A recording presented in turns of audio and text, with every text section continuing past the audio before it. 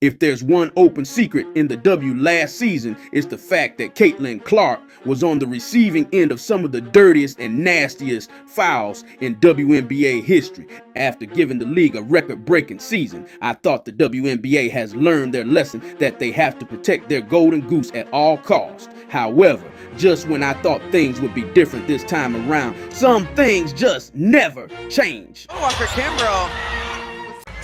Jones coming off the EuroLeague championship.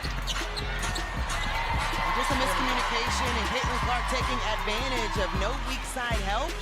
As the Indiana Fever closed out their perfect preseason, a no call on a collision involving the WNBA's brightest stars sparked a firestorm of criticism and raised serious concerns about officiating heading into the 2025 season.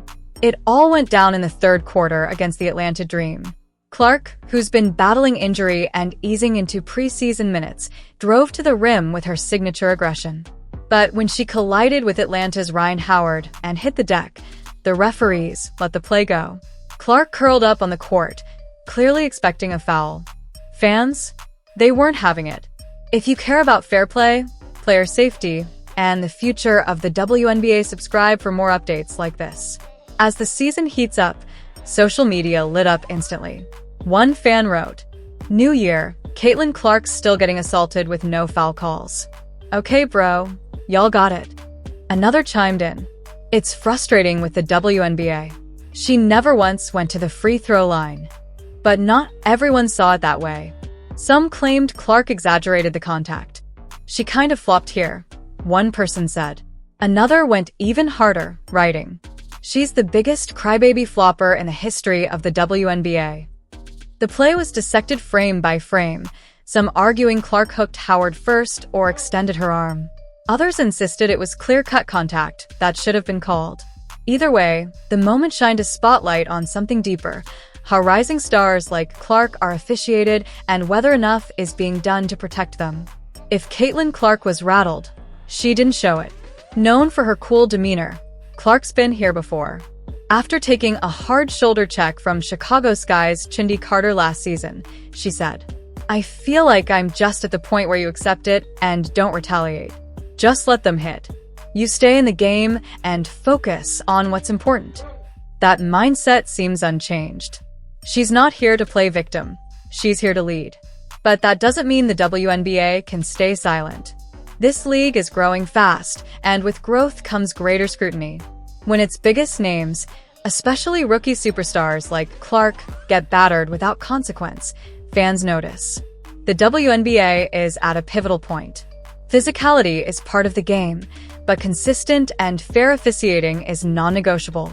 If the league wants to earn lasting credibility, moments like this don't just affect a single player, they shape the narrative of the entire season.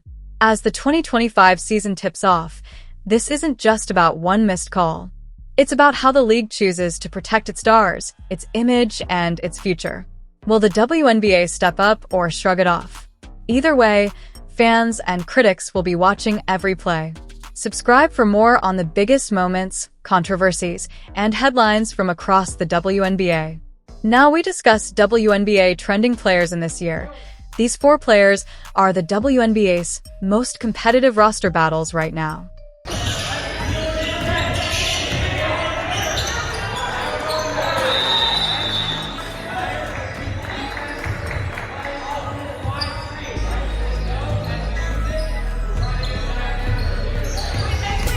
The WNBA regular season is right around the corner, but for some players, it's not excitement they're feeling, it's pressure. With rosters being trimmed and cuts being made, training camp has become a battlefield for survival. Teams can bring up to 18 players into training camp, but most are already narrowing down to their final 11 or 12. That means for many fringe players, especially rookies and invitees, the clock is ticking. Their shot at the WNBA comes down to this final stretch. Before we break down the most intense roster battles across the league, make sure to like this video and subscribe too for more pro-level WNBA coverage.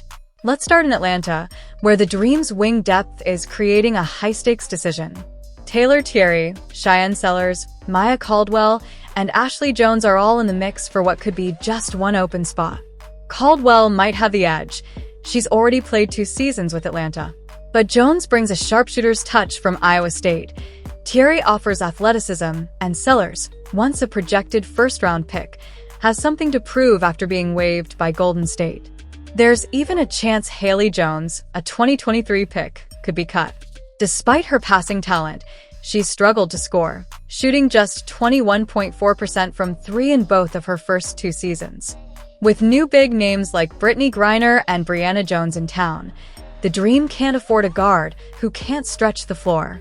Still, the injury to Jordan Canada could give Jones one last shot.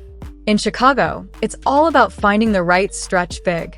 Haley Van Lith is locked in, and the Sky have just one spot left in their front court. That decision likely comes down to either Maddie Westfeld or Morgan Birch. Westfeld has solid volume and accuracy from deep, nearly 35% on over 350 attempts at Notre Dame. Birch knows the team, but is currently on a camp contract.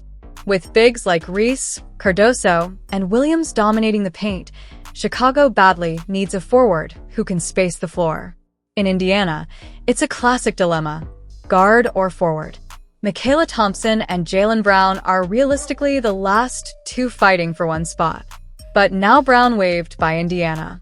Brown offers wing scoring and has WNBA experience with Dallas.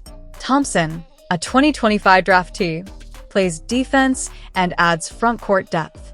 But with the Fever already featuring Aaliyah Boston and Natasha Howard, there's a wild card: Brianna Turner. Her contract isn't guaranteed. If Indiana waives her, they could keep both Brown and Thompson. Finally, in Washington, the rebuild is in full swing, and it's all about the rookie guards. Georgia Moore's injury opens the door for others like Zay Green, Lucy Olson, and Lauren Jensen. Green brings athleticism. Olson offers all-around playmaking. And Jensen, who signed late, might be the best three-point shooter of the group. With the Mystics in full development mode, expect one of these young guards to make the final cut. The preseason is winding down, and for these players, every minute counts as teams make their final decisions. The drama is just getting started. Subscribe for more WNBA updates and in-depth breakdowns. Sophomore season coming now, you know, Caitlin Clark.